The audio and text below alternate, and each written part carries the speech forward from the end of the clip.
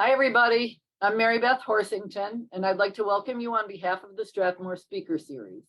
Thanks so much for joining us here tonight for our second program of 2023.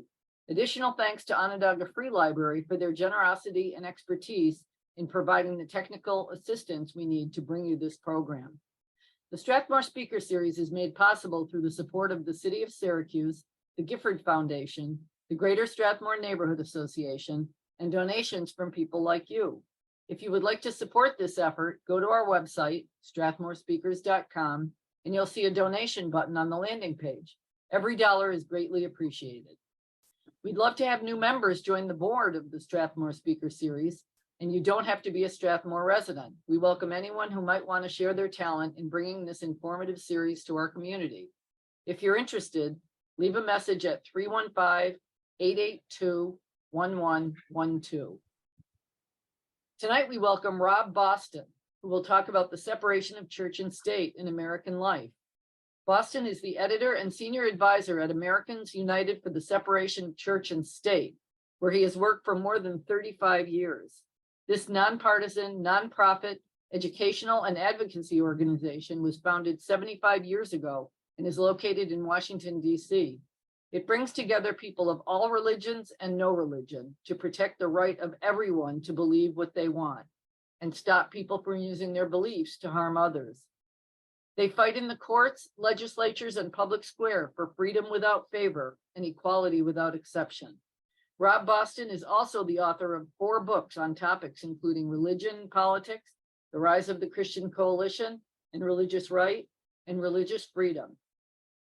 A brief question and answer session will follow his presentation. And now, please welcome Rob Boston. Thank you, Mary Beth. And thanks to all of you for coming tonight, for inviting me. It's a pleasure to be with you. The 19th century German philosopher G.W.F. Hegel once observed that history teaches us that we learn nothing from history. It's a glib statement, and the cynic in me finds it amusing, but I think I have to disagree with Hegel in the final analysis. Our history is instructive and can be instructive and ought to be instructive. And tonight, before I tell you a little bit about where we are, because that's very important, where we are when it comes to separation of church and state, I want to talk to you a little bit about where we have been, because it is impossible to understand where we are unless we know how we got here, where we have been. And I'll also, near the end of my remarks, talk a little bit about where we'd like to be. But where we have been is important because this country, like any other country, has an origin story. And nations' origin stories are interesting because they're a combination of many things. Yeah, there's some factual history in there, but there's also some myth, and there's also aspirational information. An origin story often says a lot about what people would like to be as opposed to what they have been. And our origin story has been that we were founded for religious freedom. How many times have you heard that? Pilgrims came here for religious freedom. Well, the fact is people came to this country for a lot of reasons. Some came for economic reasons, to get a new start. Some were brought here against their will, in chains, enslaved. Some did come for religious freedom, but only for themselves. The original founders of the Massachusetts Bay Colony, yes, they did want religious freedom, but they did not extend that principle to other people. And that spark of religious intolerance was something that we overcame. That's our real proud history, that we started out as this nation that had a very crabbed and limited understanding of what religious liberty was meant to be, and grew over many years into a nation that celebrates the right to believe or not as guided by conscience. That's a proud history. It's a history worth telling. It's a history worth embracing. And the sad thing is that a lot of people in this country right now don't want to embrace the history. They want to run from it, to rewrite it, and even to denounce it. And that is where we run into what I call the Christian nation myth, and other people have called it that. It is important that we deal with that because it is so often brought up in these debates about the separation of church and state. Now, I don't believe the Christian nation myth has any historical foundation. I have likened it to a historical version of creationism. If you remember, creationism is a belief that some fundamentalist Christians conjured up because they didn't like the theory of evolution.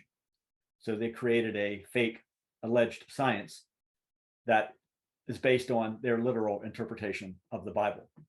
Similarly, they disliked the actual history of the United States and came up with this Christian nation myth instead. And this myth continues to have great hold over many Americans today, so many years after it should have been definitively debunked, and has been definitively debunked.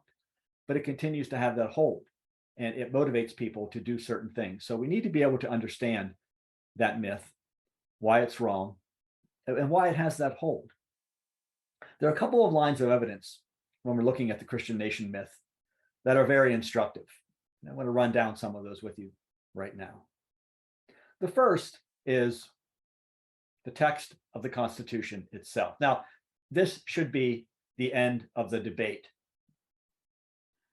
Does the Constitution say anywhere in it that the United States is founded or is meant to be or is in fact an officially Christian state? It does not. In fact, the words Jesus, Christ, Christianity, and God appear nowhere in the text of the Constitution or the later amendments. Now, as I said, that ought to be it. That ought to be the end of the debate, because a lot of people who will argue the Christian nation myth will also claim to have a great honor and respect for the Constitution.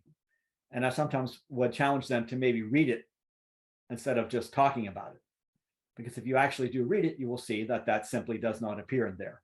Had a Christian nation, an officially Christian nation, been the intent of the founders, it would have been placed front and center in our Constitution. And believe me, this was discussed during the debates over the Constitution. There was a discussion about how to deal with religion. The original Constitution, aside from the passage in Article 6 that I'll talk about in a minute, didn't say anything about religion. Later, First Amendment, of course, establishes religious freedom and bars establishment of religion. But the document doesn't say anything about Christianity, and that was deliberate. As I said, there were people who were very angry about that. They were very upset. They argued for a Christian nation, but their views did not carry the day. Now, Article 6, which I talked about a minute ago, is very interesting. Again, that's instructive. That tells us something. It tells us something about the mindset of the founders. At the end of Article 6, there is a passage that says there shall be no religious test for any public office in the United States. No religious test. No, the founders didn't mean there can't be like a pop quiz about religion. By religious test, they meant no qualification based on religion. In other words, to hold federal office, you didn't have to be a Christian or a Protestant or a believer even. No religious test. And the reason that's in there is because some states had those types of qualifications in their laws or even in their state constitutions. Sometimes in a state, public office could be limited to Christians or Protestants or believers. The founders wanted to make sure that there was no provision like that in the federal document. It is impossible to reconcile the Christian nation with Article 6. Because Article 6 makes it clear that you can be a Christian, a Jew, a Muslim, an atheist, a Buddhist, whatever you might be, and still hold public office in the United States. It simply would not have been something that you would have put into the Constitution if you were creating an officially Christian nation. The political beliefs of the founders also speak very much against the idea of a Christian nation. Now, There were many founders, but when it comes to religious freedom, some founders are a little more important than others. And at the outset, I want to say here that I am aware of the limitations of the founders. I think sometimes in this country, we have a tendency on both sides of the political equation to sort of deify the founders when we need to be careful about that. They were very visionary in some areas, especially religious liberty. But in other areas, they were clearly products of their time. They did not challenge slavery. Many of them embraced it. Many of them were slave owners themselves. They did not conceive of equal rights for women. They wrote a constitution that was very much geared toward white men who owned land, the power gentry.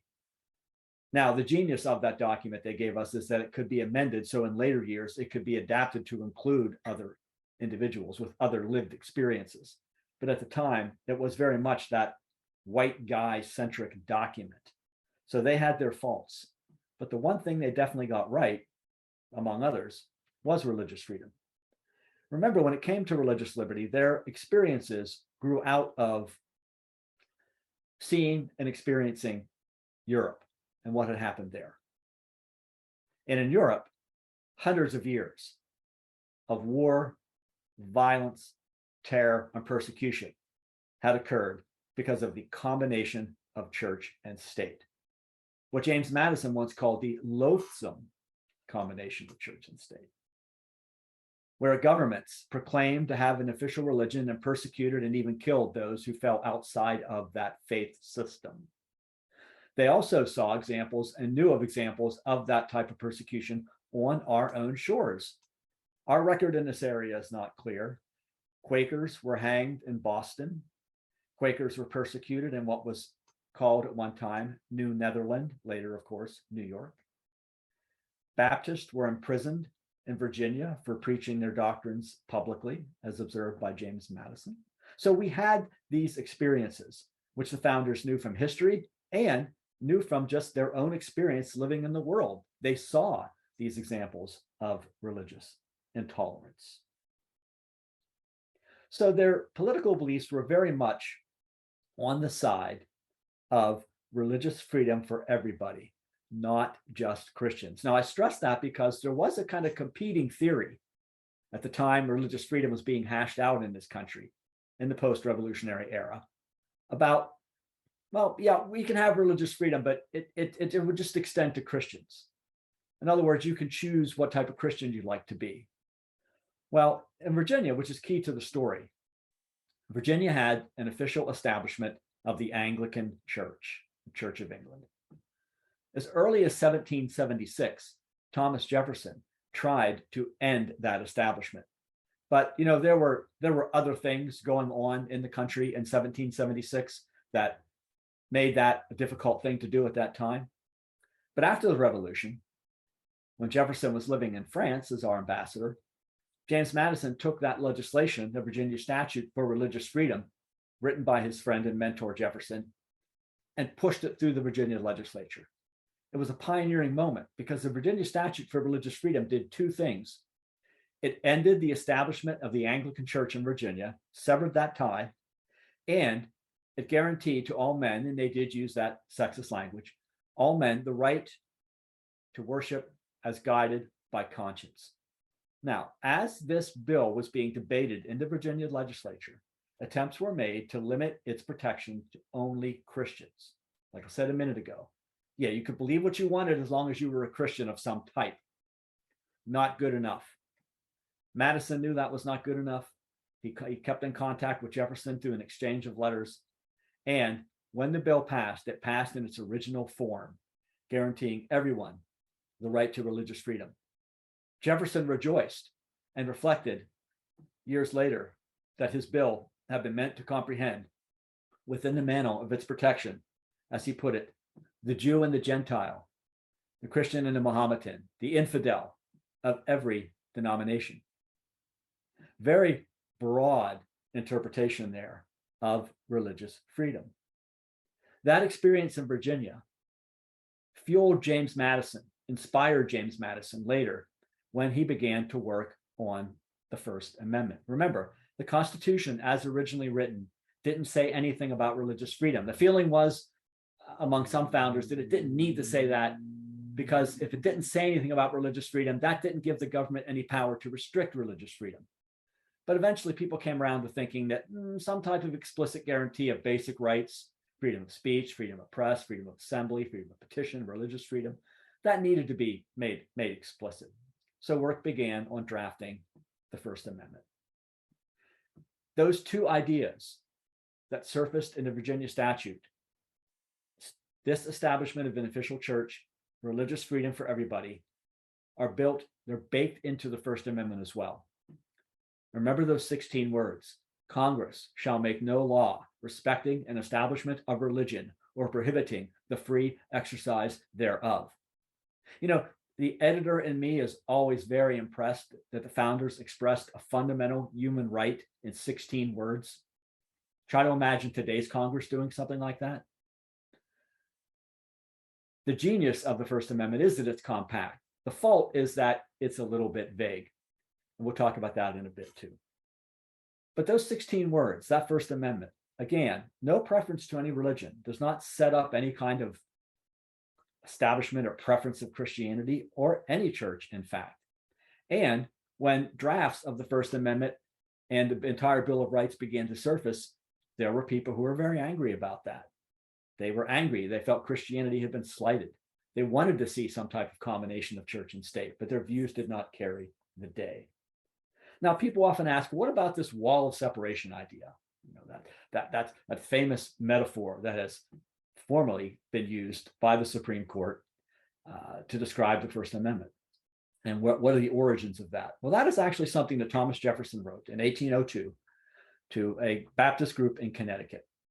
Now, remember, Jefferson was not involved in the writing of the Constitution or the First Amendment, but he had influence on those documents, especially the First Amendment, because it was his Virginia statute in Virginia that influenced Madison, who wrote the First Amendment or helped write it. So Jefferson's views are important here. They're impactful. These Connecticut Baptists had written to Jefferson because they basically were being persecuted. They lived in a state where the Congregational Church, the old Puritan church, was still established by law, and the Congregationalist hierarchy, which ran Connecticut in conjunction with state officials, made it difficult for Baptists to practice their faith freely. So the Baptists wrote to Jefferson. They knew he was a champion of religious freedom. They wanted him to be sympathetic to their point of view. And they talked about their lot and how bad things were for them. Jefferson, in responding, agreed and stated that he rejoiced that the American people, through the First Amendment, had erected a wall of separation between church and state. That letter is dated January 1st, 1802.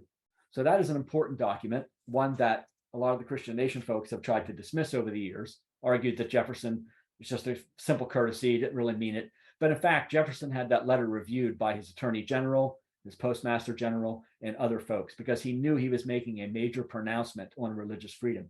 Remember, this is an era where there's no internet, there's no Twitter, there's no Instagram, there's not even a telephone. The way people communicated was through the written word, and primarily through newspapers. So when a public figure wrote a letter like that, it oftentimes would become public. And that was kind of a backdoor way of making a pronouncement on something. And in fact, that's exactly what happened with Jefferson's letter to the Danbury Baptist, that soon surfaced and was being printed in newspapers all over the country.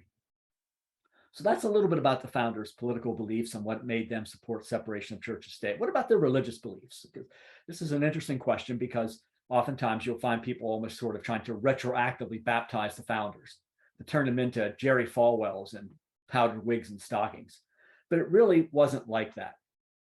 Many of the founders were, of course, Christian, but others, like Jefferson especially, were what you might call Christian rationalists, people who believed in Jesus as a great moral teacher and a philosopher, but didn't necessarily accept his divinity or the stories of his miracles. Thomas Jefferson once wrote to a friend this remarkable passage. I want to read this to you. The day will come when the mystical generation of Jesus, by the Supreme Being as his father in the womb of a virgin, will be classed with the fable of the generation of Minerva in the brain of Jupiter. So here's Jefferson comparing one of the central dogmas of Christianity, to an ancient fable that nobody really takes seriously anymore. Jefferson admired Jesus as a moral teacher, but did not see him as divine. In fact, Jefferson wrote a very interesting book, which I'd recommend. You can still get it today. This is the Jefferson Bible. This is a copy I picked up at the Library of Congress a few years ago. It's an exact replica of the book Jefferson created for his own purposes, for his own private devotional. What he did was he took the New Testament, literally took a knife, cut out the passages he didn't accept and discarded them and pasted up what was left. Jefferson's Jesus is a moral teacher, but he's not divine. At the end of the book, there's the crucifixion, and that's it. Jesus is put in the tomb, but there's no resurrection because Jefferson didn't believe those things. So clearly, much conventional Christian doctrine was rejected by Jefferson, and he wasn't the only one. George Washington was a member of the Anglican Church nominally, but seemed to discard many of its core doctrines and was regarded by many of his friends as a deist. John Adams was a Unitarian who rejected the idea of the Trinity.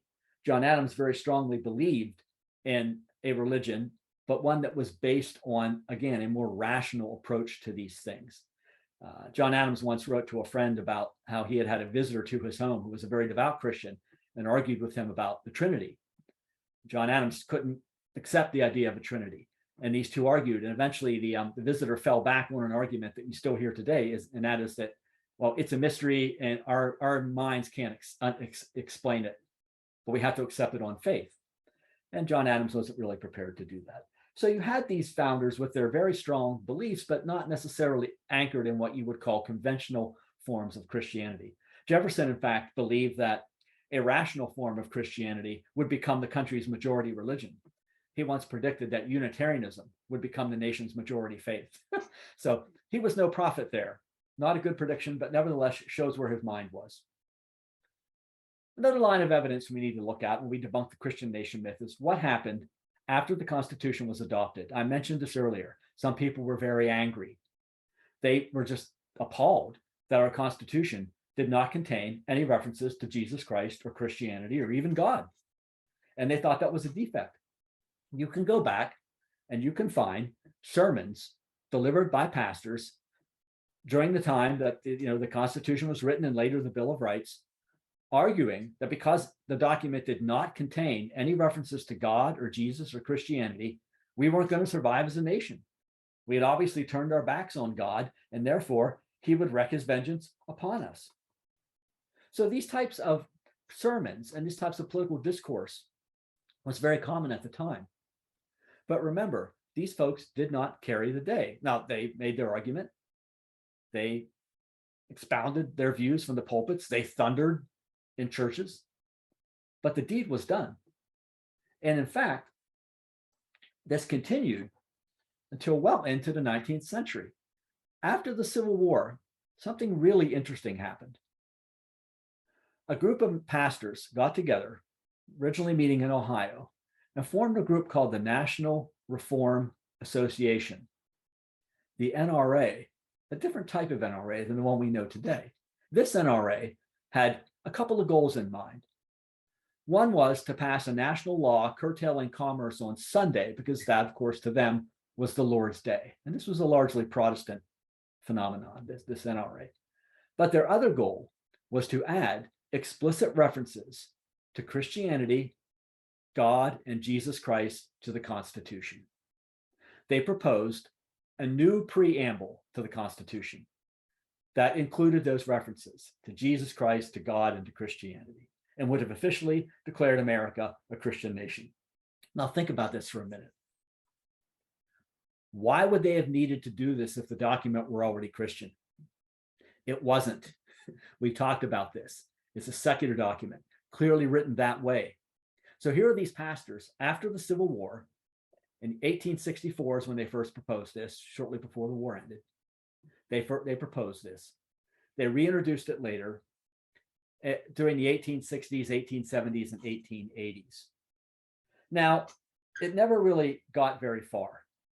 In 1874, the House Judiciary Committee held a hearing on the Christian Nation Amendment and rejected it. And in its report, specifically stated that one of the reasons they turned it down was that combinations of church and state had caused so much damage in the old world, by which they meant Europe. Again, hearkening back to that history of persecution, terror, war, and violence during the Middle Ages. So this Christian Nation Amendment had its hearing, had its discussion. It was designed to correct what people felt was a defect in the Constitution. As I said, it was introduced in 1864, 1874, 1882. Amazingly, it resurfaced in the early 1960s. And versions of it were introduced again in 1961, 1963, and 1965. Now, we know this thing never passed, but it continued to be introduced. And that raises an interesting story. If everybody knew that the Constitution was secular in the 19th century, how do we get to where we are now, where so many people believe the Christian nation myth and think that the Constitution was written to preference Christianity? Well, I think part of what happened is that you're talking about a period in the 19th century, especially after the Civil War. There was just a lot of unsettledness and a lot of chaos. I mean, think about what that must have been like. Tens of thousands of people dead, a large swath of the country in ruins, and formerly enslaved people set free with no real plan to integrate them into the society. Terror groups like the KKK running amok, violence, war, post-war violence and death. People began to just look for something to anchor themselves in this confusing time. That's a very common facet of the American story. And some of them were clinging to the Christian nation myth as a way of dealing with unsettled times. And they didn't just want the Christian nation, they wanted the Sunday closing laws I mentioned. They wanted Protestant religious exercises infused into the growing public education system. They wanted there to be reactions on immigration from countries that were largely Catholic, like Ireland and Italy and other parts of the world. They wanted censorship of stage plays and books and magazines and anything they considered to be offensive to God or to Christianity. And in many of these areas, they were in fact successful. They did put curbs on immigration. They did succeed in censoring material. They did persuade some states to adopt Sunday closing laws, but they never could get the Christian nation myth, the Christian nation amendment added to the Constitution. And at some point, we saw the advocates of this idea flip from admitting the secular origins of the Constitution to arguing that somehow it was meant to perpetuate a Christian order. And it has a hold on people today for, I think, a couple of different reasons. One is that the Christian nation myth perpetuates a really, I think, dangerous idea that we're seeing, unfortunately, rear its head today, that the United States has always been fundamentally a good and decent nation and hasn't really done anything wrong. Now, that's absurd on its face. You can look at our history of slavery, our massacre of the native populations of the land, our suppression of women's rights, the various forms of oppression of small religious groups and other organizations and people that have occurred over the years, and see that simply cannot hold up. But there are some folks who really truly believe that because we're God's favorite nation, how could we have done anything wrong? The Christian nation myth also feeds an idea of a stolen legacy. This is, again, a very common way of thinking for some folks, that, there was this golden era. There was this great, wonderful thing that we had, the Christian nation, and it was taken from us. Now, who took it? That, it depends on who the enemy of the day is. The enemy of the day can be non-Christians, can be atheists, Muslims, women, liberals, gay rights activists, whoever. They're taking this great Christian nation away from us. We just need to get back to that golden era. Interestingly, the people who make this type of argument about the golden era were people who are representatives of the class that was on top during that era. So again, usually reflecting a white power structure. People want to go back to a time when individuals that they feel comfortable with or a class that they belong to had all the power. So the Christian nation myth feeds into that. It also feeds into a fear of change. The country did go through a number of rights movements: civil rights, women's rights, gay rights, the rights of non-believers, the rights of non-Christians demanding their freedoms. And for some people, this change and the pace of change has been rather scary. It's frightening to them. They want to go back. They want to stop that. And the way of getting that back, and the way of sort of oppressing these groups that are agitating for their rights, is to put them in a second-class situation. And under the Christian nation, if you're not, a conventional Christian, you really are a second-class citizen. I mean, maybe you'll be tolerated, maybe, but you're not a full and equal citizen because you're not a Christian. Real Americans are Christian. So the Christian nation myth very much feeds that idea, which is an unfortunate political artifact that has never really died out in this country. The Christian nation myth also has a political dimension. It is used very cynically by certain political leaders to get people to act in certain ways, to vote for certain candidates, to support certain political initiatives, to demonize certain organizations and people and parties. So this becomes another powerful motivating factor for the Christian nation myth. It is used for political purposes. And finally, it's a type of conspiracy theory. Christian nation myth becomes a kind of secret knowledge that only certain people have. Well, if only you knew the true story of our nation's origins, you would be so surprised. And I can tell you because I know we were really founded as this glorious Christian nation. And then they point to some bad history or some material taken out of context or a story that's only half told. And they point to that in the same way that any advocate of any conspiracy theory you have ever encountered selectively calls the facts and disregards what they think isn't important to buttress their point of view. So the Christian nation myth has that purpose of being a bit of a conspiracy theory. So that's some information about where we've been. Let's talk a little bit about where we are. Not a good place, to be honest. This is a very difficult time right now to be defending the separation of church and state. I started doing this work in 1987. I was 24 years old, and I have never seen the situation as bad as it is now. And this came about, quite frankly, largely because of the changes that occurred on the Supreme Court during the years that Donald Trump was president. Remember, the Supreme Court oftentimes is the final arbiter of these issues. Congress can pass a law, a state can pass a law, a local jurisdiction can implement a policy. Whether that law or policy stands or falls often will depend on the federal courts and sometimes the Supreme Court. So we really have seen in a very short period of time a bit of a revolution when it comes to separation of church and state.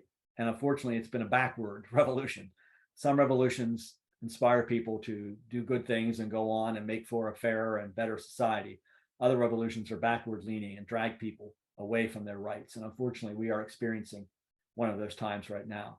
We've already seen the Supreme Court overturn the right to legal abortion after 49 years of existence, wipe that out. We've seen the Supreme Court come dangerously close to embracing a view that religious freedom gives people the right to discriminate against others, to deny them certain medical procedures or medications. We've seen the Supreme Court say that it's permissible for a public school football coach to go down to the 50-yard line after a game and pray with students and players and others all around him, something that would have been inconceivable 10 years ago even.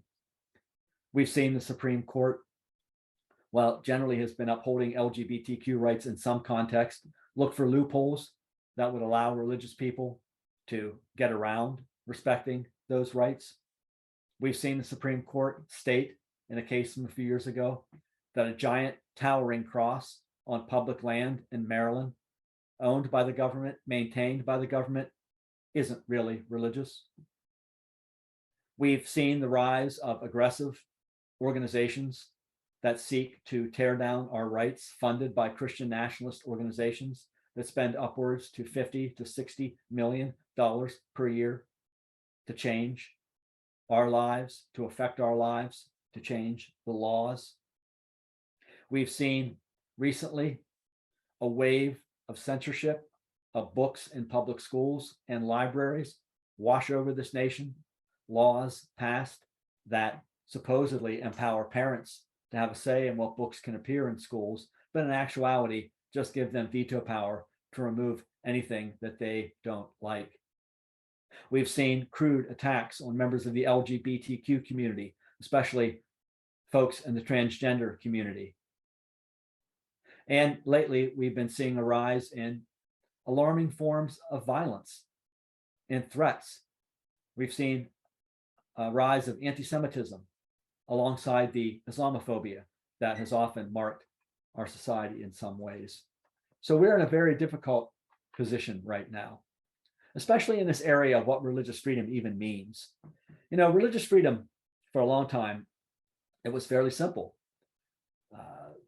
People came here originally, as I said, for themselves to worship, but the concept was expanded to include everyone's right to go to a synagogue, a temple, a mosque, a church, a meeting hall, whatever you want to call it, whatever denomination, or to reject them all. And generally speaking, the Supreme Court would say that the most serious violations of religious freedom were ones where an individual's ability to worship was being somehow reduced or taken away or threatened.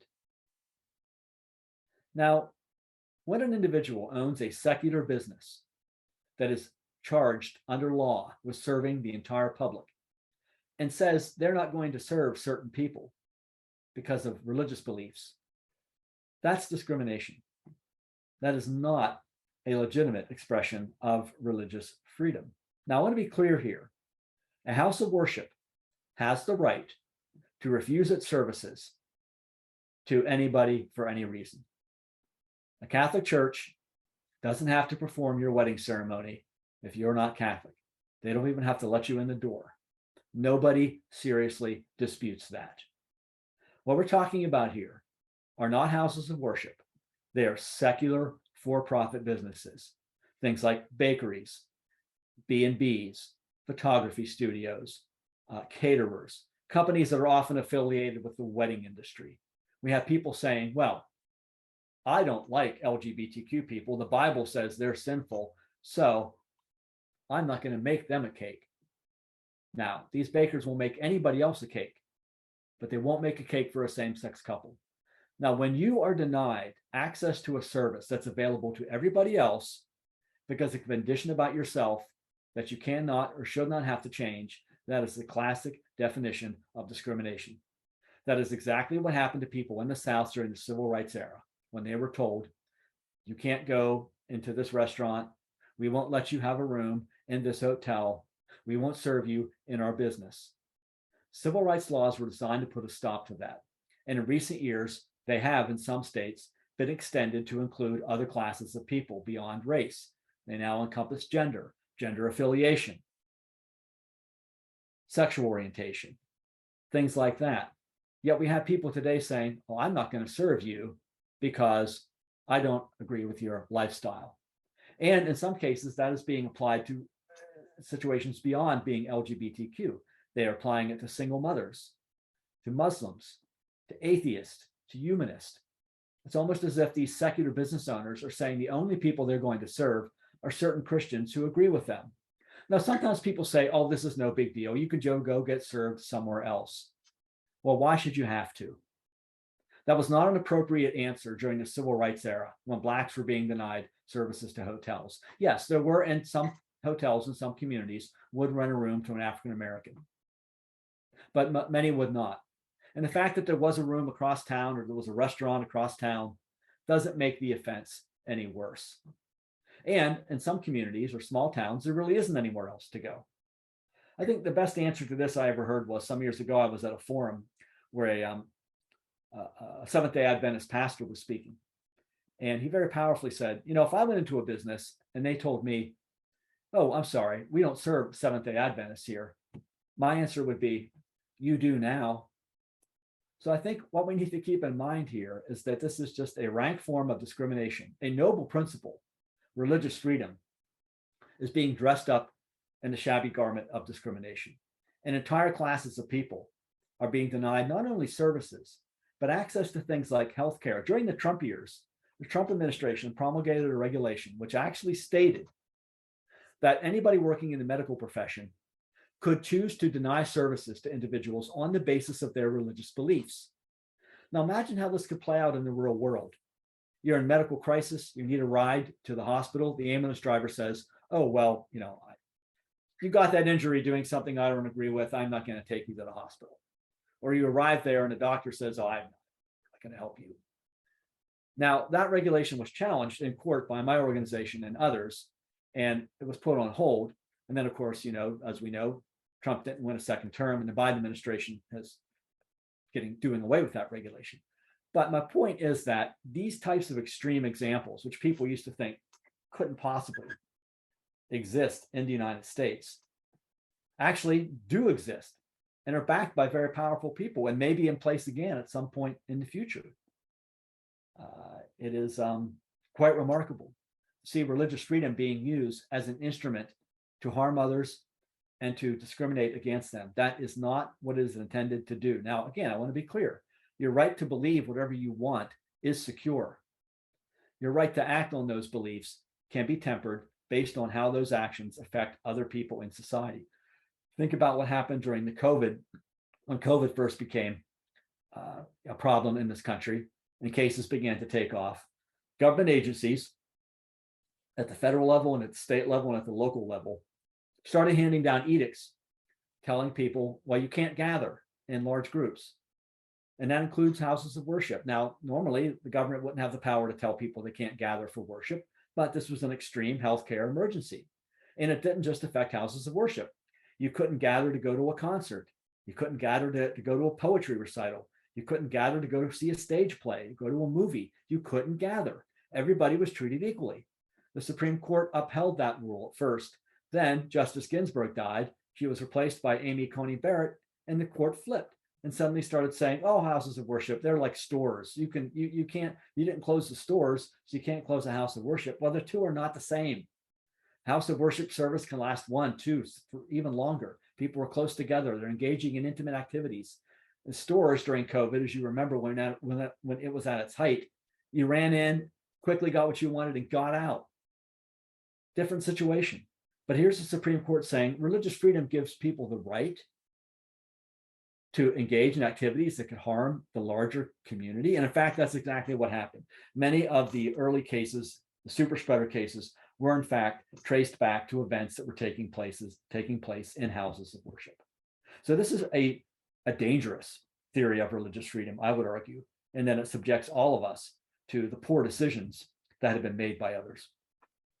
We are seeing, alongside this attempt to redefine religious freedom, as I mentioned earlier, a wave of censorship washing across this country, affecting public schools primarily, but also public libraries, where people are suddenly deciding if they don't like what's in certain books or material, that nobody should be able to get access to it, or it should be placed on some kind of restricted access where it's cumbersome to get a hold of.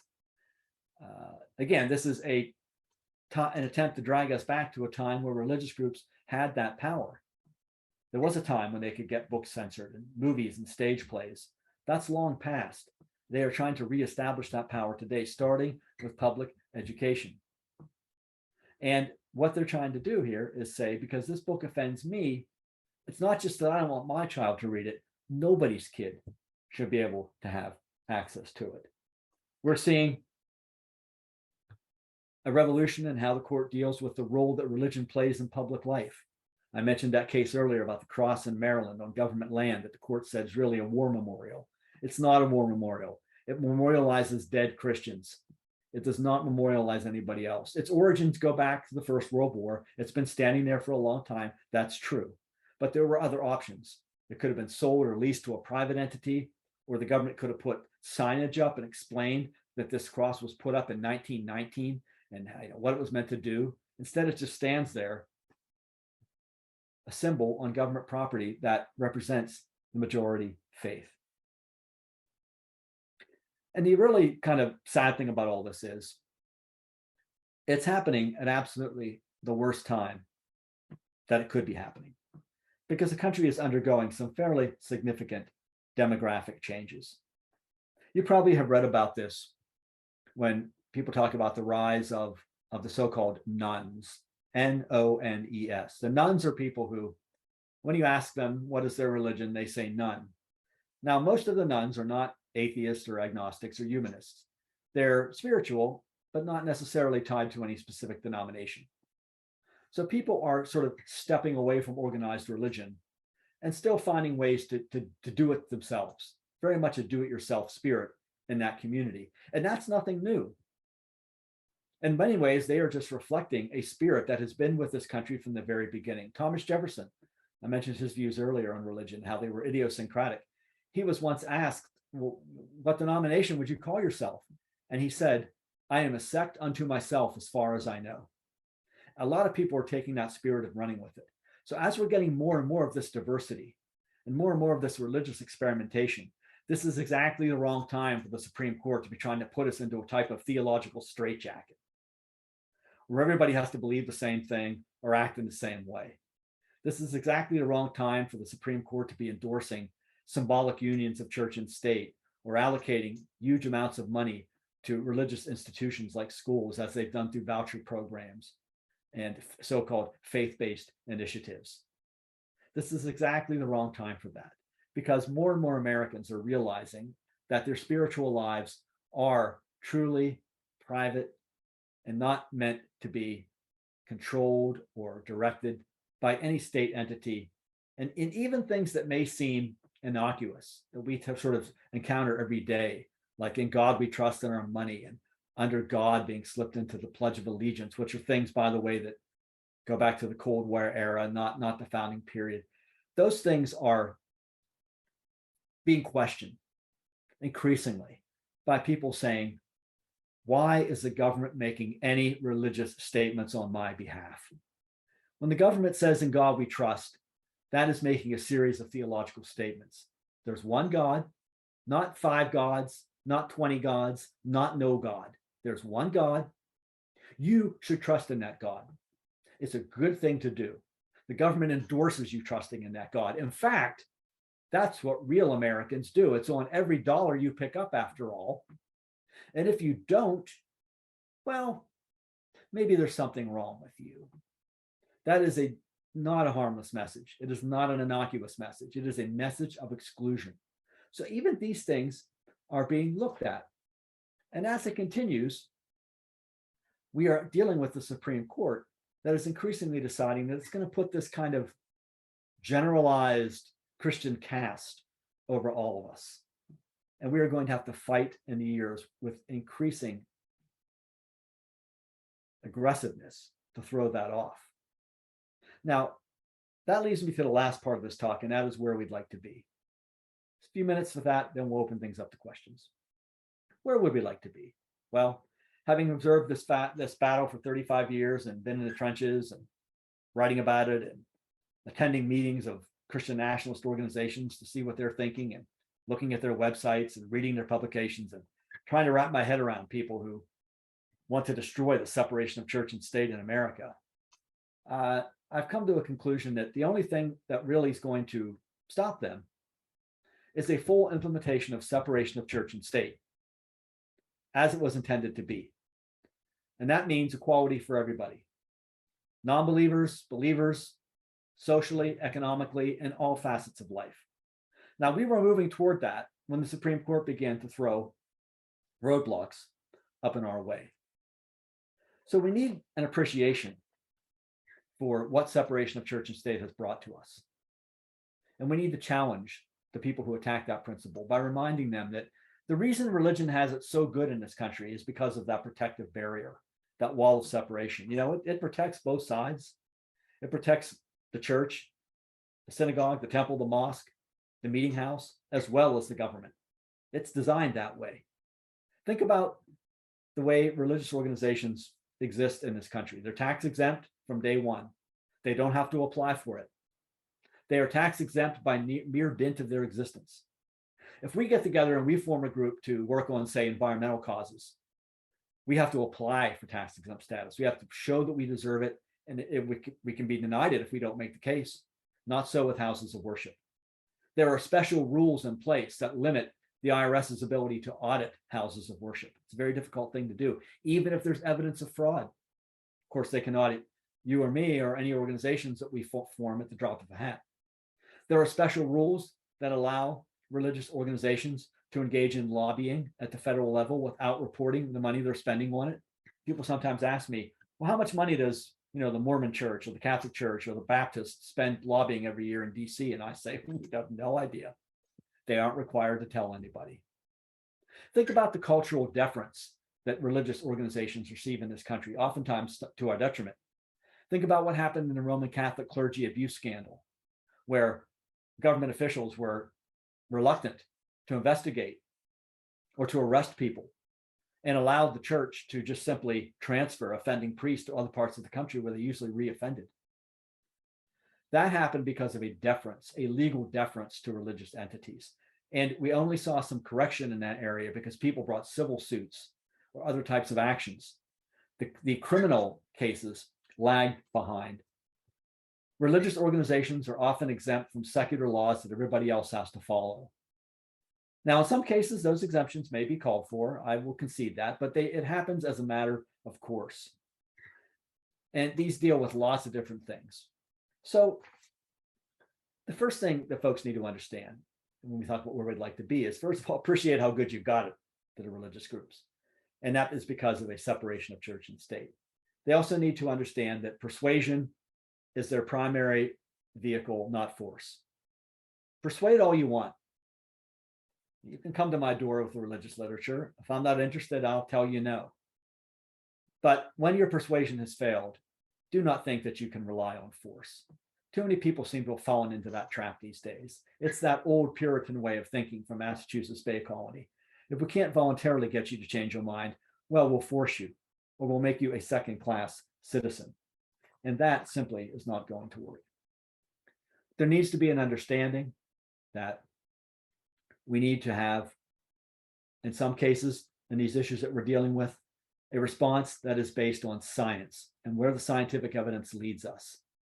That while religious opinion, while it may be strongly felt and deeply held, cannot override legitimate scientific evidence. We saw this in the case of COVID. We see it in the battles over teaching evolution in public schools right now. People deserve to have the facts taught to them and understand that. And a sort of system that allows religion and religious opinions to be taught equally alongside that is only going to get us into a position where some individuals simply don't have the rights that others do. We need to get back to a period where our public schools are truly that, public. That what a student and his family believes about religion, God, or Christianity is utterly irrelevant to that student's school day. We need to get to an understanding where the public schools realize, as they do in many parts of the country, that their primary goal is to impart secular education, not to engage in religiosity or mission fields or anything like that. We do get instances from around the country still, unfortunately, at Americans United. Our attorneys receive these complaints where public schools are engaging in inappropriate types of behavior, sponsoring almost always conservative forms of Christianity in ways that make some students feel like they are second class, that they're outsiders. We need to get back to an understanding that religious organizations need to pay for their own stuff. I can't stress this enough. This was the rule in this country for many, many, many years. If you wanted to run a school, if you wanted to run a soup kitchen, if you wanted to run some other type of ministry that had an explicitly religious cast to it, you paid for that with money you raised from the people who believed in what you were doing. Somewhere along the line, we got off that track. And some churches began to say, well, we'd like to get government help for what we're doing and give government help for our schools, get government help for our missionary projects. And unfortunately, the Supreme Court has allowed this in some context. It is much to the detriment of both church and state. It requires people to pay taxes to support religions with which they do not agree. And eventually, I believe it will lead to more regulation, oversight, and control of religious entities, which should be the last thing that they should want. We need to remember that churches and houses of worship need to follow the law like everybody else when it comes to intervention in politics. All nonprofit organizations under IRS regulations are not allowed to endorse or oppose candidates for public office, yet some houses of worship have been blatantly breaking this law. It happens on both sides of the aisle. I will concede that. It's inappropriate wherever it happens. Everybody needs to follow the law.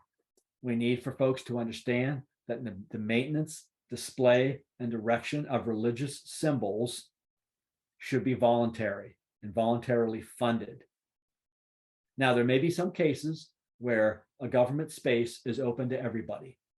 So the Catholics can use it, Jewish groups can use it, atheists can use it, Buddhists can use it. Everybody can come into that space and on their own time, with their own dime, display their symbol for a certain period of time.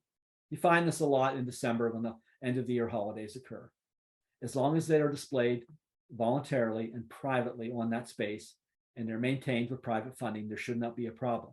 But again, the Supreme Court has moved us into this area of somehow thinking that it's appropriate for the government to sometimes display and maintain religious symbols. And that is never an appropriate task for the government. We need to have an understanding that secularism, secular government, these are not dirty words. It's amazing to me how often that principle is attacked. William Barr, who was the Attorney General under Trump, constantly attacks secularism and secular government as a corrosive force. In fact, secularism is the best friend and protector of religion. In a secular state, all belief systems flourish equally.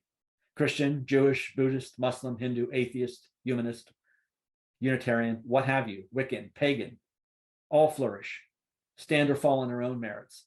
The secular state protects those rights, and by not elevating any one religion over another, it creates a religious free marketplace from which we can all benefit. And in fact, we have taken care to support and maintain in this country for many years until its recent erosion by the Supreme Court. And finally, I think we need to understand that the way we get back to where we need to be, the way we move to where we need to be, is actually by looking at the past a little bit. We've debunked the Christian nation myth.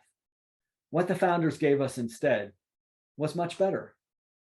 It was a system of religious freedom where the individual conscience was the primary guide, not the state. Now, I want you to take a minute to think about how revolutionary that idea was in the 18th century. We had hundreds of years of church-state combinations in the European experience, where government, whether it was Catholic or Protestant, presumed to direct people's religious lives. Our founders came along and said there is a better way. People like Roger Williams, who founded the Rhode Island colony, guaranteed religious freedom for everybody, even groups he personally disliked. The founders took that spirit, built that into the First Amendment. So when people ask me, well, what are you going to do? Put this situation out there. It's made it clear how dire it is. What are you going to do? Well, the answer isn't extremely satisfying, but it must be done. A lot of hard work with an eye on the long haul nature of the job. As much as I disagree with the Supreme Court overturning legal abortion, I do acknowledge that the people who pushed that about spent 49 years doing it.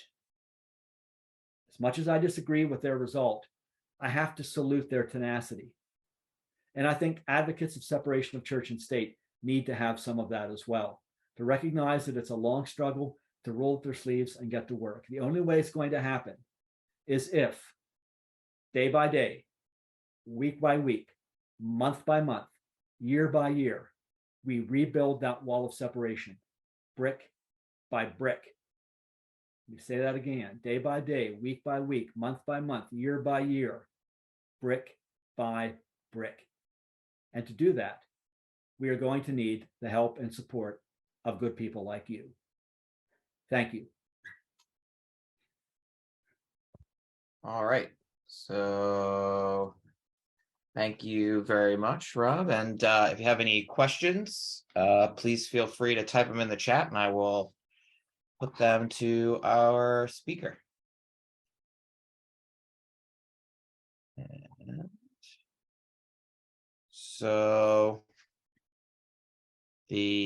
so one question from Patty Black is is there anyone, what groups would most profit from breaking down this this wall?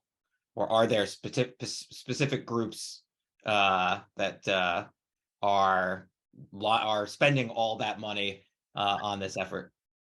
Yeah, there are. There are political organizations like Family Research Council and the American Family Association and a number of other smaller groups. And then there were legal organizations like the Alliance Defending Freedom. And the names of these organizations, they always talk about family and freedom and all this kind of good stuff, but that's not really what they're all about. There's First Liberty. There are other organizations out there, Liberty Institute. I mean, have been working in the courts and in state legislatures and in Congress for many years to erode this wall of separation. Now, the question about who intends to profit is really interesting, because right now the assumption among many of these groups is that their particular religious expression, which tends to be a form of fundamentalist Protestant Christianity, is going to benefit.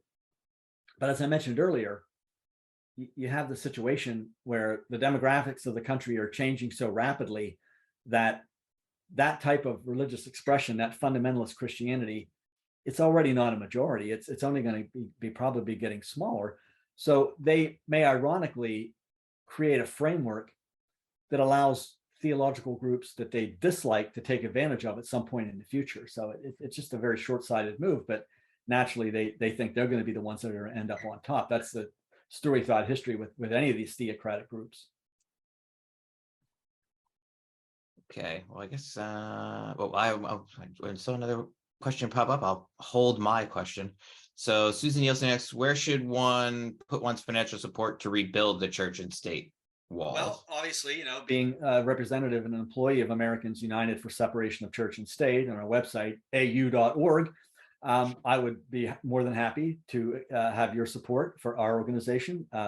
We do a lot of good work, and I would also mention that if you join, you get our magazine every month called Church and State, which I edit and has all kinds of good news and information in it.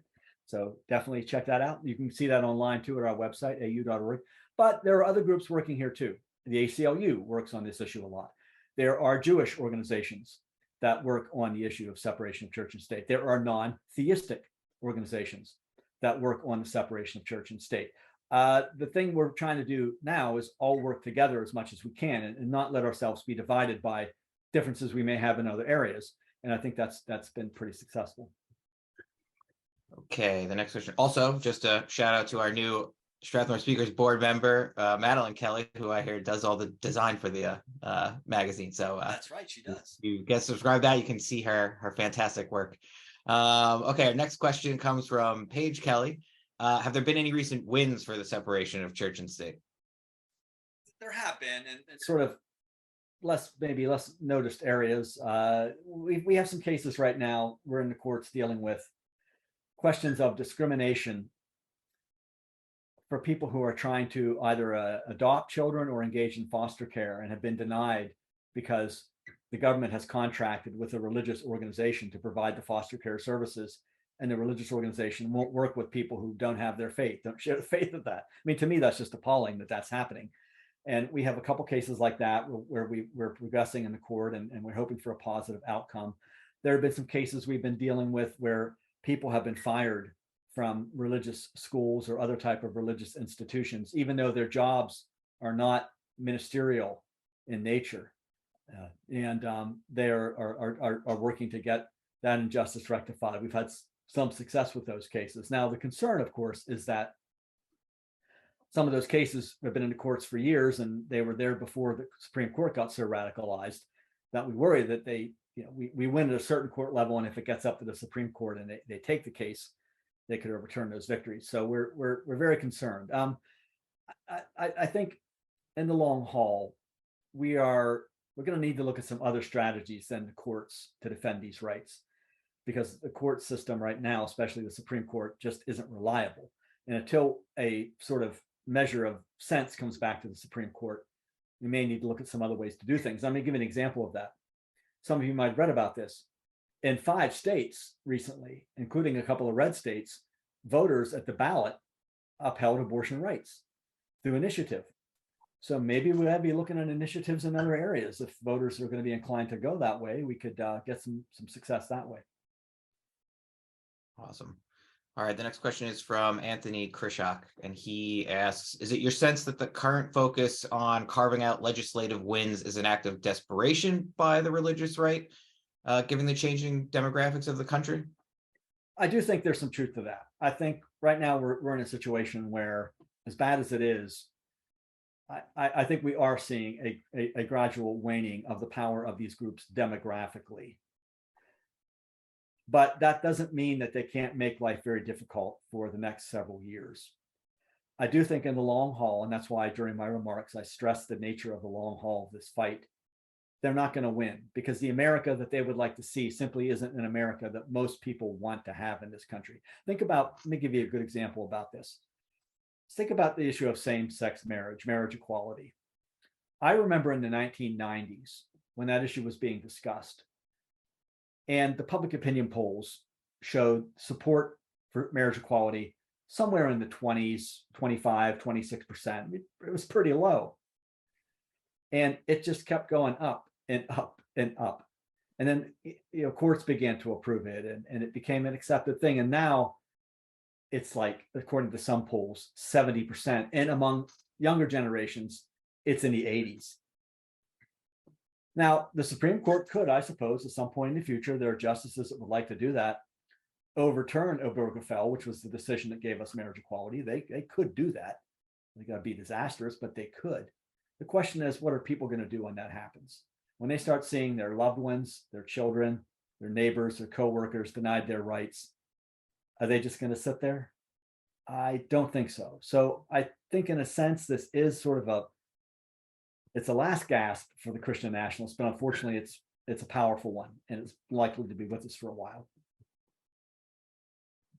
Okay, next question is from Courtney Black. And she says, you mentioned that the forces looking to overturn the separation of church and state have spent 50 years working for things like Dobbs. Do you think the less enthusiastic masses will be able to muster that sort of focus and energy needed to push back on the breaking down of the wall? I guess if we don't have a religious motivation, will we be as adamant in advocating for the separation of church and state? I do, and I think some recent history shows that to be the case. I mean, I think a lot of people were, for whatever reason, asleep at the switch about Roe and legal abortion.